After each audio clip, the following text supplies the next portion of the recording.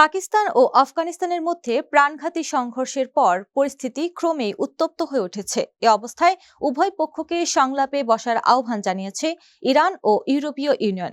এদিকে স্থানীয় সূত্রগুলো তথ্য বলছে, আফগানিস্তানের রাজধানী কাবুল ও সীমান্তবর্তী অঞ্চলের বাসিন্দারা পাকিস্তান বিমান বাহিনীর হামলার পর আতঙ্কিত হয়ে পড়েছেন এবং কিছু কিছু জায়গায় হতাহতের ঘটনাও ঘটেছে। ফলে ক্ষয়ক্ষতি এড়াতে বহু মানুষকে নিরাপদ আশ্রয়ে সরিয়ে নেওয়া হয়েছে। এ নিয়ে আল জাজিরায় প্রতিবেদনে জানা যায়, ইইউর পররাষ্ট্রনীতি প্রধান কাজা কালাসো তাৎক্ষণিক উত্তেজনার প্রশমন এবং শত্রুতা বন্ধের আহ্বান জানান। তবে যুক্তরাষ্ট্রের প্রেসিডেন্ট ডোনাল্ড ট্রাম্প এক সংবাদ সম্মেলনে সাংবাদিকদের বলেন, পাকিস্তান খুব ভালো করছে। অন্যদিকে ইসলামাবাদ দীর্ঘদিন ধরে অভিযোগ করে আসছে, আফগান ভূখণ্ড ব্যবহার করে সশস্ত্র গোষ্ঠীগুলো পাকিস্তানে হামলা চালাচ্ছে। এ কারণেই তারা তালেবান যোদ্ধাদের লক্ষ্য করে হামলা চালিয়েছে।